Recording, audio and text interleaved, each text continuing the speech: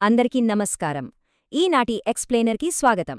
ఈరోజు మనం ఆర్టిఫిషియల్ ఇంటెలిజెన్స్ని వాడే విధానాన్ని పూర్తిగా మార్చేబోతున్నాం.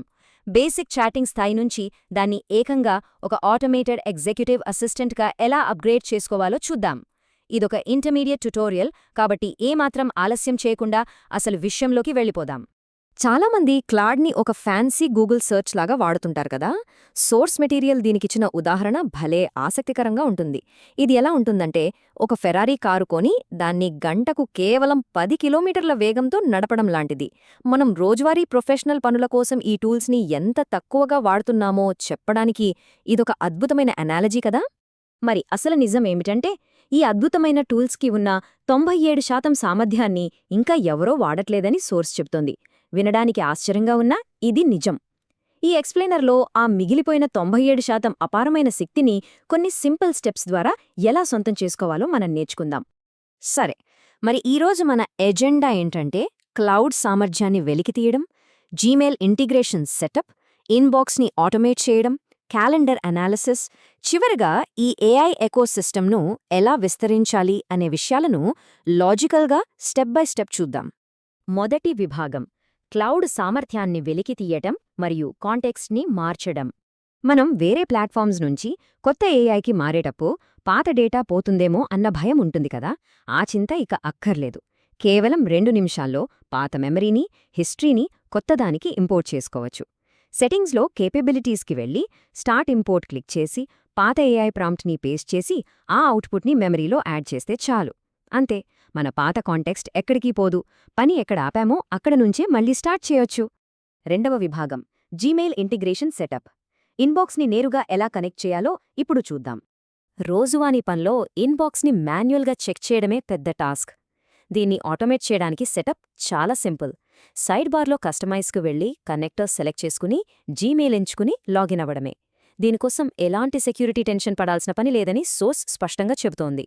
ఈ చిన్న స్టెప్ మన వర్క్ స్టైల్నే పూర్తిగా మార్చేస్తోంది. మూడవ విభాగం ఇన్బాక్స్ మేనేజ్మెంట్ ఆటోమేషన్ ద్వారా వచ్చే ఆచరణాత్మక ఉపయోగాలు. జీమెయిల్ కనెక్ట్ అయ్యాక అస్సలు మ్యాజిక్ స్టార్ట్ అవుతుంది. ఇక మనం ఇన్బాక్స్ని మాన్యువల్గా చెక్ చేయాల్సిన పనే లేదు. క్లౌడ్ ద్వారా క్షణాల్లో మొత్తం ఇన్బాక్స్లో వెతకొచ్చు. ఎంత పెద్ద ఈమెయిల్స్నైనా ఈజీగా సమరైజ్ చేసుకోవచ్చు.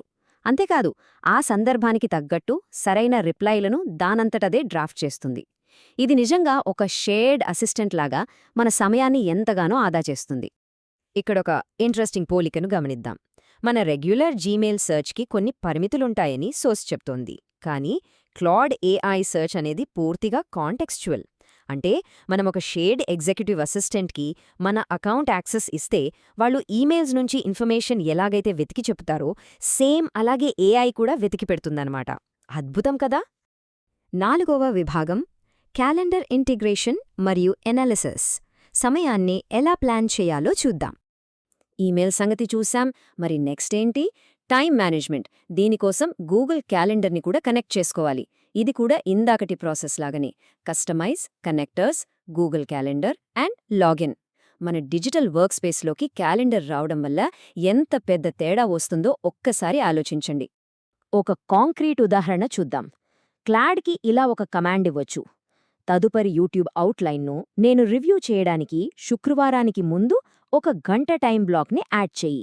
అంతే, అది స్వయంగా మన క్యాలెండర్లో ఎక్కడ ఫ్రీ టైం ఉందో చూసుకుని ఆ టైం బ్లాక్ని క్రియేట్ చేస్తుంది. ఒక నిజమైన అసిస్టెంట్కి ఇది ఏమాత్రం తీసిపోదు కదా. ఇప్పుడు మనం ఇంకో అడ్వాన్స్డ్ మూవ్కి వెళ్దాం. అదే ది ఏఐ బిజినెస్ కోచ్. ఇందాకటిదాకా ఈమెయిల్, క్యాలెండర్ విడివిడిగా చూశాం.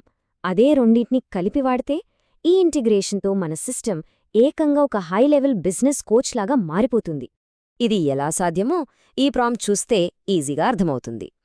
ఇప్పుడు నా క్యాలెండర్ను విశ్లేషించు, నా ఈమెయిల్ను విశ్లేషించు, నా లక్ష్యాలను సాధించడానికి నేను ప్రాజెక్టులపై సరైన సమయాన్ని వెచ్చిస్తున్నానో లేదో చూడు అని అడగవచ్చు.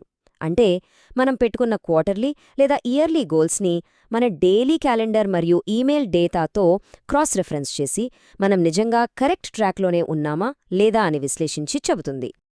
ఐదవ విభాగం ఏఐ ఎకోసిస్టమ్ను విస్తరించడం. ఈ బేసిక్ కనెక్టర్లకు మించి ఇంకా ఏమున్నాయో చూద్దాం. ఇదంతా కేవలం ఒక ఆరంభం మాత్రమే సుమా.